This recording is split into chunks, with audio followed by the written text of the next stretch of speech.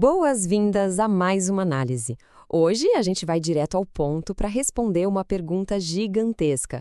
O que é o diálogo interreligioso e por que ele importa tanto hoje? Sabe, longe de ser só um debate teórico e distante, entender como fés diferentes interagem é literalmente uma ferramenta de sobrevivência para o nosso mundo moderno. A gente vai descobrir como tradições que muitas vezes são vistas como fontes de divisão podem ser, na verdade, as nossas maiores aliadas para curar uma sociedade que está bem machucada. Bom, para a gente mergulhar de cabeça nisso, olha só essa frase do teólogo Hans Kung. Não haverá paz entre as nações se não existir paz entre as religiões. Pesado, né? Mas essa citação captura exatamente o tamanho do risco que a gente corre. A paz global está amarrada de um jeito irreversível à forma como essas diferentes tradições espirituais se comunicam e se respeitam mutuamente. Sem isso, a conta simplesmente não fecha. E para entender toda essa dinâmica, a nossa jornada de hoje vai passar por 6 pontos bem lógicos. A gente começa entendendo as feridas da nossa sociedade, depois define o que é exatamente essa interação e passa pelos marcos históricos e os pilares de um encontro autêntico.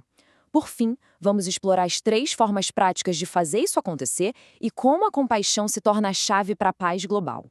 Então, vamos começar diagnosticando o nosso cenário atual, olhando para o mundo que definitivamente precisa de cura. A gente não precisa ir muito longe para ver que as coisas estão bem intensas. As fontes mostram crises severas estourando por todos os lados. Pensa na pandemia de Covid-19, que escancarou uma fragilidade social absurda no planeta inteiro. Simultaneamente, a gente vê o fundamentalismo religioso jogando lenha na fogueira do terrorismo global. E, trazendo aqui para o Brasil, os dados revelam uma intolerância assustadora e crescente de grupos pentecostais contra as religiões de matriz africana. O medo e o dogmatismo criaram fraturas profundas. É por isso que precisamos urgentemente de uma frente unida que coloque a compaixão acima das divisões. Tá certo, mas como a gente resolve isso? É exatamente aqui que a gente precisa esclarecer o que esse encontro propõe. E a definição central é a seguinte: o diálogo interreligioso é uma comunicação construtiva focada no conhecimento e no enriquecimento mútuo. Mas atenção, isso é fundamental. Não se trata de misturar tudo. Ninguém quer que uma crença engula a outra para criar uma religião única. É como se fosse uma grande orquestra sinfônica. Cada tradição mantém a sua própria identidade intacta, mas quando elas se dispõem a escutar e tocar juntas, cria uma harmonia incrível na nossa realidade. E tem uma confusão conceitual super comum que a gente precisa desfazer. Diálogo ecumênico e diálogo interreligioso não são a mesma coisa. O ecumênico acontece dentro de casa, na própria fé cristã, tipo uma conversa entre católicos e protestantes. Já o interreligioso é um passo bem mais ousado. Ele cruza fronteiras e conecta tradições que não têm a mesma raiz, criando pontes entre o cristianismo, o islamismo, o budismo, o hinduísmo e as religiões originárias. Agora que a gente já separou os conceitos, vamos dar uma olhada na evolução histórica desse movimento global. Porque, olha, isso não começou ontem. O pontapé inicial rolou lá em 1893, no primeiro Parlamento das Religiões do Mundo, em Chicago. Outro salto gigantesco veio em 1965, com a Declaração Nostra Aetate do Concílio Vaticano II, que abriu os olhos da Igreja para o sagrado em outras fés. O próprio Papa João Paulo II chegou a chamar isso de a Magna Carta das Relações Interreligiosas. Depois, em 1986, tivemos o Dia Mundial de Oração pela Paz em Assis. E não dá para esquecer da vigília de 1992, na Eco 92, no Rio de Janeiro, onde inúmeras fés compartilharam a esperança pelo futuro da Terra. Mas não se trata apenas de eventos midiáticos e grandes celebrações. A revista acadêmica Horizonte, por exemplo, prova que esse diálogo é levado muito a sério no mundo da pesquisa. Através das ciências da religião, pesquisadores investigam as barreiras dessa comunicação de forma profunda, inclusive por meio de perspectivas da teologia protestante.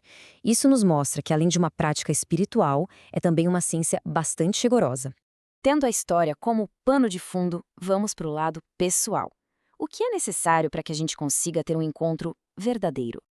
Então, o ponto crucial é que existem 4 pilares práticos para isso funcionar. O primeiro é a humildade, reconhecendo as limitações do nosso próprio conhecimento. O segundo é a abertura à alteridade, onde a gente respeita a diferença. E prestem atenção no terceiro passo, a fidelidade à tradição. Você precisa estar muito bem ancorado na sua própria fé, como um navio com uma âncora firme, para só então explorar o universo do outro com segurança. Por fim, o quarto passo é a busca comum pela verdade, andando lado a lado. E para resumir esse estado de espírito, tem uma reflexão do Dalai Lama que é simplesmente brilhante. Ele diz que o grande propósito não é erguer templos de tijolos do lado de fora, mas sim construir templos de bondade e compaixão do lado de dentro. O diálogo autêntico não sobrevive só de debater manuais institucionais. Ele exige que a gente crie um espaço de hospitalidade interna.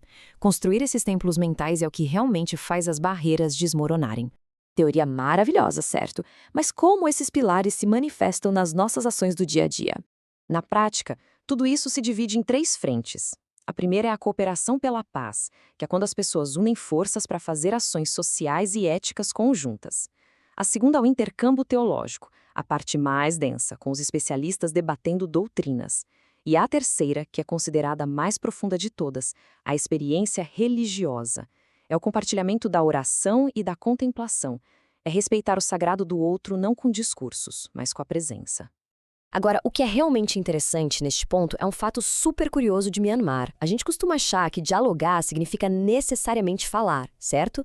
Errado. O budismo Theravada pratica uma aceitação completamente silenciosa dos cultos populares aos espíritos Nat. Não tem briga, não tem confronto. Ceder espaço de forma pacífica, simplesmente abstendo-se de conflitos destrutivos, já é, por si só, uma ponte extraordinária de convivência na nossa sociedade. E isso nos traz para o clímax da nossa conversa, o impacto final de tudo isso na nossa sobrevivência global. A síntese prática dessa interação é o que chamamos de ecúmeno da compaixão. Debater diferenças doutrinárias pode ser complicado e demorado, mas o chamado à compaixão diante da dor não precisa de explicação.